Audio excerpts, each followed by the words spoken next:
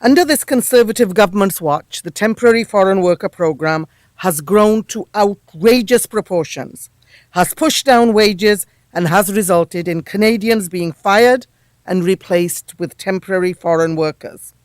There is no masking the Conservatives' continued mismanagement of this program, and New Democrats have long been vocal about calling for an independent review.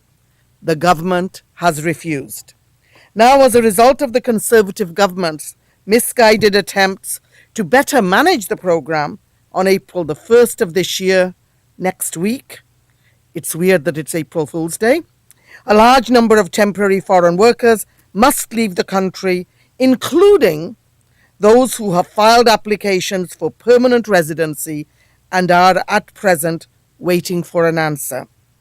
These workers followed the rules. They came to Canada, worked hard, and contributed to our economy. They did this in good faith, with the understanding that they would and could eventually apply for citizenship. Now this government is breaking its promise. Conservatives, as they like to do, just change the rules midstream. Honestly, it's mean-spirited. The Conservatives have systematically taken away pathways to citizenship from temporary foreign workers, and now, based on an arbitrary deadline, they are going to send these workers who have done everything right, have applied for permanent residency, and they're going to be denied their opportunity for permanent residency and citizenship. It's unfair and it's heartless. It's heartless towards the workers and also towards employers who have put in the time to train their employees and now stand to lose that experience. And they wish to keep that. Bill Stevens, the CEO of Mushroom Canada, is just one of the several employers speaking out. He's pushing for a reprieve. Frankly, it's a crisis with us, he says. We're losing workers who don't want to leave, who have proven themselves to be valuable and deserve an opportunity to apply for citizenship. These have applied for citizenship. Sarah Anson Cartwright, Director of Skills Policy for the Canadian Chamber of Commerce, said it's going to be tough for employers that lose experienced workers to be replaced by a new batch of temporary foreign workers. All this adds to challenges in terms of staying viable as businesses, she says. This morning, my colleague Lisanne Blanchette-Lamothe, NDP critic for citizenship and immigration, and I have sent letters to Minister Poilievre and Alexandre.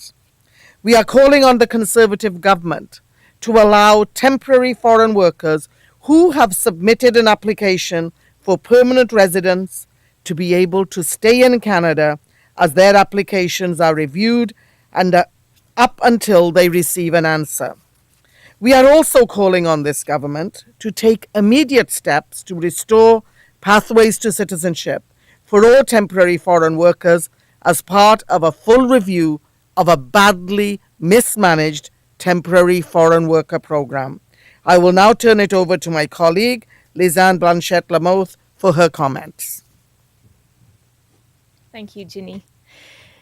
Aujourd'hui, nous sommes ici pour parler du programme des travailleurs étrangers temporaires. Comme ma collègue vient de le dire, c'est un programme qui a trop longtemps été mal géré par les conservateurs. On l'a vu d'année en année, de scandale en scandale. Les conservateurs n'ont même pas les données nécessaires pour leur permettre d'évaluer le marché du travail canadien actuellement et de prendre des décisions éclairées sur des permis pour des travailleurs étrangers temporaires. Mais c'est seulement une partie de la problématique du problème tel qu'il est géré maintenant par les conservateurs. Et même s'ils prétendent faire des réformes récemment, on sait que ce ne sont que des mesures annoncées à gauche, à droite et qu'il n'y a pas d'efforts réels pour améliorer ce programme. Non seulement les efforts ne sont pas réels, mais ils ne sont pas sincères. Ce que le NPD demande depuis longtemps, c'est qu'on se rassoie à la table de travail. Ce qu'on veut, c'est une enquête indépendante sur ce programme pour qu'on arrive avec un programme cohérent qui non seulement respecte les besoins du marché du travail, mais respecte aussi les employeurs et les employés et bien sûr les travailleurs canadiens qui veulent travailler, qui veulent retourner sur le marché du travail. Maintenant, récemment, Prochainement, je veux dire le 1er avril, il y a une date importante qui s'en vient dans le programme des travailleurs étrangers temporaires. C'est une date à laquelle des milliers de travailleurs étrangers temporaires à travers le pays vont devoir retourner dans leur pays d'origine. Le problème avec ça, c'est que plusieurs d'entre eux ont fait application pour la résidence permanente et sont en attente d'une réponse. Mais à cause des politiques récentes du gouvernement conservateur, ils vont devoir retourner dans leur pays et probablement perdre la chance qu'on leur avait promis pour une application juste et équitable pour la résidence permanente. Ce qu'on demande par rapport à ça, c'est simplement que les ministres Poilievre et Alexander acceptent un délai supplémentaire pour ces travailleurs étrangers temporaires qui ont appliqué sur une résidence permanente pour leur permettre d'avoir une décision juste et de rester au Canada s'ils sont acceptés comme résidents permanents. Ces gens sont arrivés au Canada selon certaines règles qu'on leur avait décrites. Ils ont travaillé dur, ils ont contribué à notre économie canadienne et ils s'attendaient, après un certain temps, pour la plupart d'entre eux, à pouvoir faire application pour un accès à la citoyenneté. Ce que les conservateurs font, c'est qu'ils changent les règles en cours de route et disent à ces gens qui sont ici depuis plusieurs années, « Désolé, les règles ont changé, retournez chez vous. » C'est injuste et c'est cruel. La deuxième chose qu'on demande aux ministres Poilievre et Alexander, c'est de permettre un plus grand accès à la citoyenneté pour ces travailleurs étrangers temporaires. Quand quelqu'un est ici depuis 4, 5, 10 ans, est-ce qu'il est encore un travailleur étranger temporaire? Il faut repenser tout ce système parce qu'on a ici au Canada de plus en plus de travailleurs étrangers temporaires et de plus en plus des voies de plus en plus restreintes vers la résidence permanente et la citoyenneté. En tant que porte-parole pour la citoyenneté et l'immigration, c'est quelque chose que je trouve inacceptable. On doit construire un Canada inclusif où les gens se sentent à part entière membres de ce pays et veulent y contribuer. Si les gens sont assez bien pour travailler ici pendant plusieurs années, ils sont assez bien pour avoir le droit de faire application pour la résidence permanente et avoir accès à la citoyenneté. Les conservateurs ont coupé plus en plus dans les accès à l'accessibilité de la citoyenneté de la résidence permanente et nous, on leur demande de réouvrir ces passages pour permettre à ceux qui travaillent depuis longtemps et qui veulent faire partie de la grande famille canadienne de pouvoir en faire partie. Le dernier acteur que je n'ai pas nommé dans ce dossier-là, c'est les employeurs. En fait, il y a plusieurs employeurs qui sont inquiets à l'approche de la date du 1er avril de cette année de perdre une grande partie de leurs employés qui ont gagné de l'expertise et des habiletés précieuses. Ils veulent que ces employés restent, ils veulent que ces employés restent comme résidents permanents et les conservateurs leur enlèvent cette possibilité. Donc, la date du 1er avril est une date qui sera importante pour plusieurs employeurs et pour des milliers de travailleurs étrangers temporaires qui espéraient devenir résidents permanents selon les règles qu'on leur avait dites quand ils sont entrés au pays. Merci beaucoup pour votre intérêt. Okay. Are you taking questions now? Yes. Okay. Here's the problem. The April 1st deadline applies to low-skilled workers who are in NOC codes C and D. There is currently no federal pathway for those two codes, C and D, to apply for permanent residency.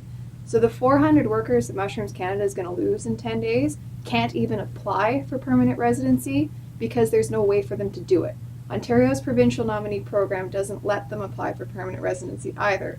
So even what you're proposing to the federal government to let people who have already applied for permanent residency stay in the country past April 1st, all the low-skilled workers, like Mushrooms Canada, the guys in the meat plants, all the guys on dairy farms, everybody that's screaming in the agriculture industry that they're going to lose them, are still going to lose their workers. So what, in your view, should the federal government be doing to deal with this pending crisis that is coming to a multi-billion-dollar industry in 10 days? Well, we know that both in Alberta and in BC, for sure, that those low-skilled workers are covered with the PNP program, and they are applying, and those are the ones we are talking about, the ones who have an application in. And we are urging the government to come up with pathways to citizenships for all the streams. And this actually points to a disaster that this government has made of the temporary foreign worker program. And we're hearing from, first you hear from the employee side, the worker side. We also know that in the agricultural area there are some different rules, so I'm not going to go to address the seasonal workers.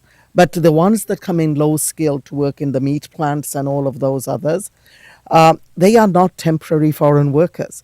They come and they stay. And one of the things we're very worried about that for ongoing work that is permanent, it's the worker that has been made temporary. And that is very disturbing for those who want to work in those jobs here in Canada and for those who are coming in. And it points to the abysmal failure of this government not to have come up with pathways of citizenship. And we're urging them to review the whole program and come up with something. But for the mushroom industry, they're 365 days a year. They don't qualify for the seasonal agriculture worker program because they're 365 days a year. They don't qualify for the agriculture worker stream because they're not listed on the national commodities list, which means of their 400 workers, the majority of which are based in southern Ontario. So they don't qualify for Ontario's provincial nominee program. They have no way to keep them. Like, I've talked to farms that are spending $10,000 in legal fees to try and keep 2 TFWs. They've promoted them to not code B to try and get them into express entry.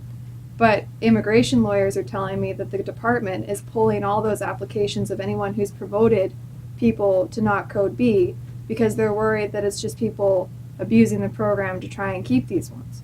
So how do we fix this? Because we have the mushroom guys are saying it's going to cost them $300 million. What you pointed out to is the very issues we've been raising concerns about ever since I have become a member of Parliament, if not before. And the government's had an opportunity to address these issues. This isn't coming as news to the government. This is a government that likes to pretend they are good economic managers. Industry has been talking to them. We have been talking to them. They know exactly what the issues are. And I think the Conservatives have to take responsibility for an abysmal failure of a program that they set up to fail. And then we've had a minister, I know he's moved on, who had a habit that every time a story breaks in the media, he did a quick fix, all for optics, when we know that fundamentally what really needs to happen to the program, it needs an independent review, and then it needs to be fixed. And every time the ministers come out to make these little tweaks, we've led to unintended consequences. And the other thing is the collateral damage is huge, both to those living in Canada, to the employers, workers who want to work in those jobs, and now workers who've been asked to leave when they thought they had come here in a different way. What about the provinces, though? Because CIC and ESDC are telling me that the provincial nominee programs are the programs that are designed to deal with low-skilled workers, and it's the province's responsibility to come up with a solution to this. You know, that's what always happens when one level of government creates a mess, then they want somebody else to come and mop it up for them. I absolutely agree that the PNP program is one way, and in Alberta and BC we're seeing that. But once again, we have gone from a nation-building immigration policies to ones now that where ongoing work is being filled with temporary foreign workers, and I think we're now reaping the consequences of what this government has done. But unfortunately, the victims in this case are the workers who came and now the ones who are being forced to leave, but also the employers who are being left high and dry.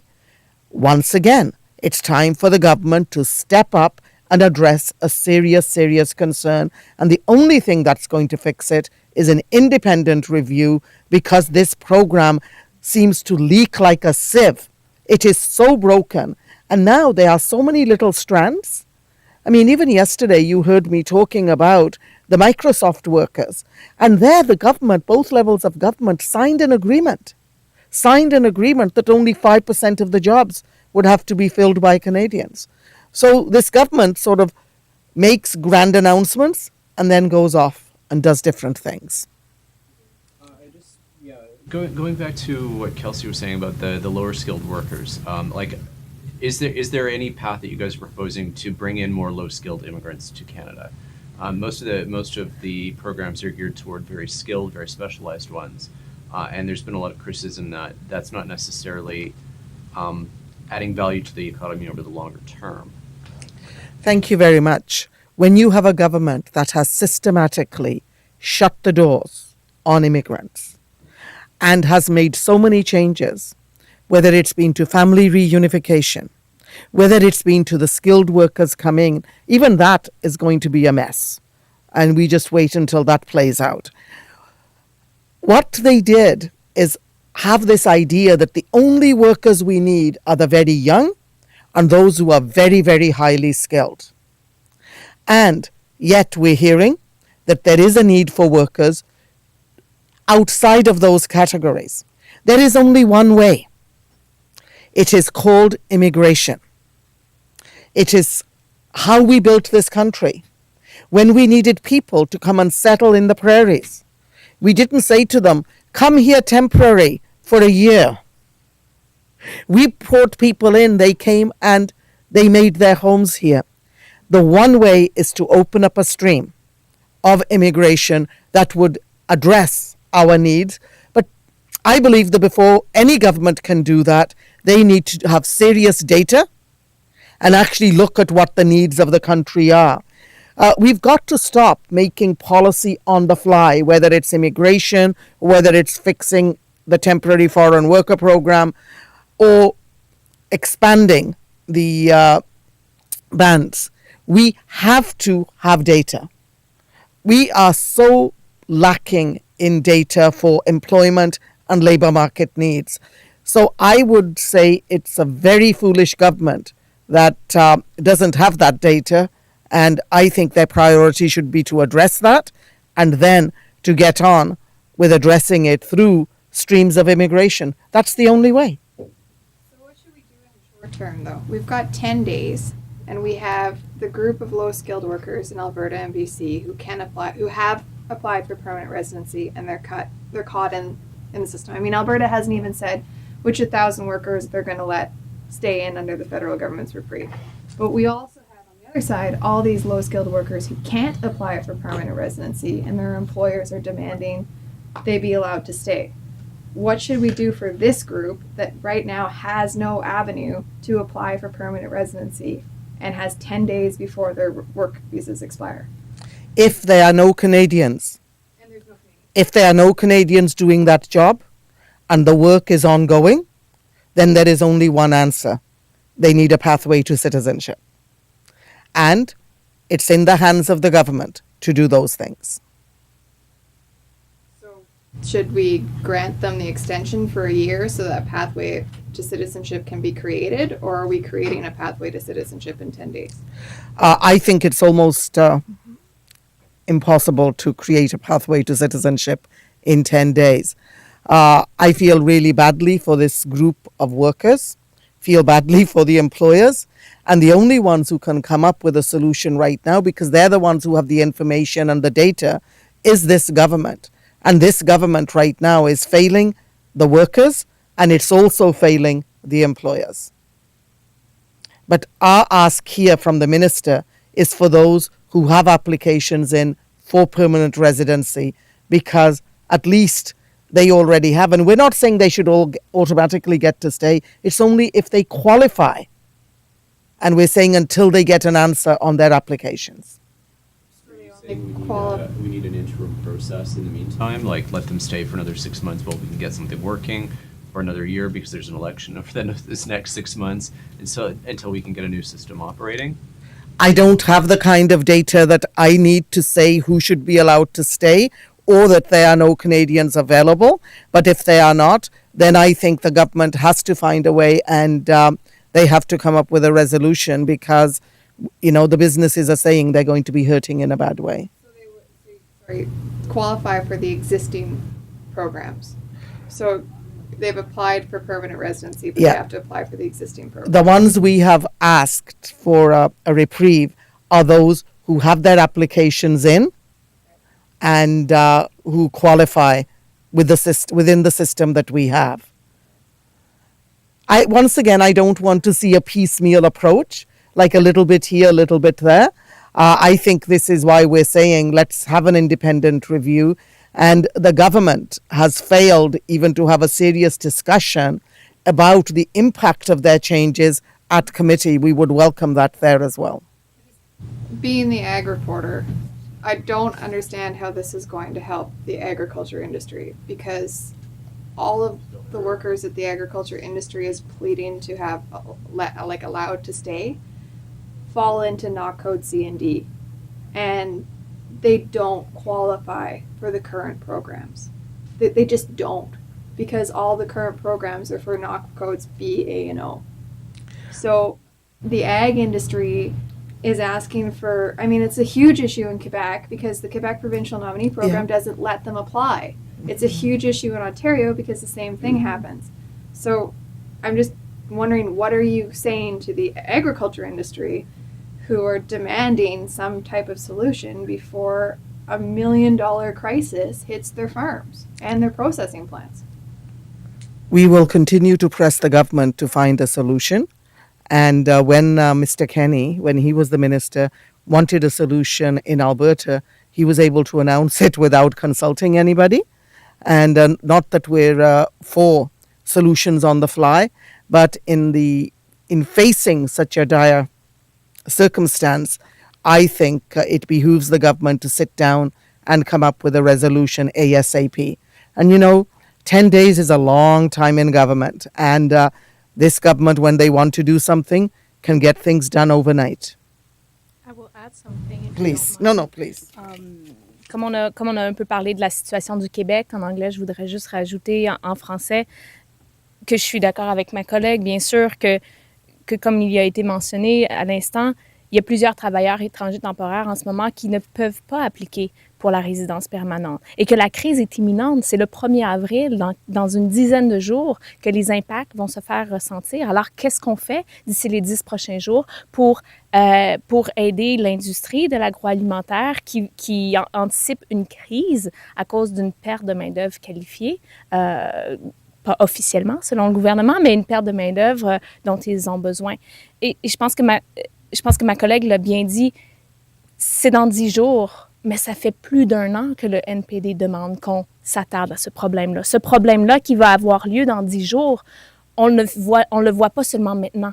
On a pu l'anticiper, on aurait pu le prévoir dès que l'annonce a été faite. Et moi, j'ai rencontré des gens du domaine de l'agroalimentaire au Québec, pas hier, mais il y a 1 an.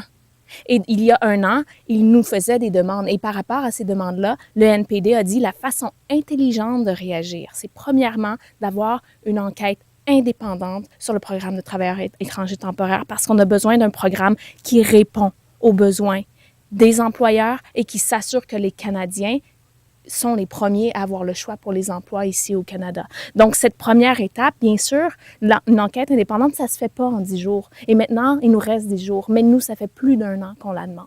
La deuxième chose, c'est que on ouvre de nouveau des chemins vers l'accès à la citoyenneté et la résidence permanente. Au Québec, plusieurs employeurs m'ont dit on serait prêt à les garder comme résidents permanents, ces employés-là. On ne veut pas nécessairement des travailleurs étrangers temporaires. Et si ces emplois-là s'ouvrent à chaque année et que ça fait 5-10 ans que ces emplois-là sont disponibles, est-ce que ce sont vraiment des emplois temporaires? Il faut tout repenser tout ça par une enquête indépendante et deuxièmement, en donnant l'accès à la résidence permanente à ces travailleurs qui le souhaitent. Finalement, ceux qui ont déjà fait application, et ce ne sont pas tout le monde qui peuvent faire application en ce moment, ceux-là même doivent pouvoir rester au Canada jusqu'à ce qu'ils aient une réponse. Donc, la réponse que le NPD apporte, ce n'est pas une réponse facile à instaurer en 24 heures ou en 10 jours, mais c'est une réponse qui est responsable, qui est intelligente et qui devait être mise en place il y a longtemps. Et c'est pas aujourd'hui simplement qu'on la demande, ça fait longtemps qu'on la demande et je pense qu'il faut remettre ça en perspective. Maintenant, le gouvernement aurait dû agir il y a longtemps. Il a encore la chance d'agir premièrement pour les gens qui ont soumis une application et de repenser le système pour s'assurer qu'il y ait un chemin vers la résidence permanente pour ces employés étrangers temporaires. I know for many of you, this is not a last-minute attempt on our place. We've been raising this issue for a long, long time. And since we've had a new minister, we're still waiting for a meeting with that minister so that we can really press hard on these. And I know he's new to the file and he's getting to know the file, but he has given me a commitment that we will be having a meeting as soon as possible, and we will continue to press for a resolution to this.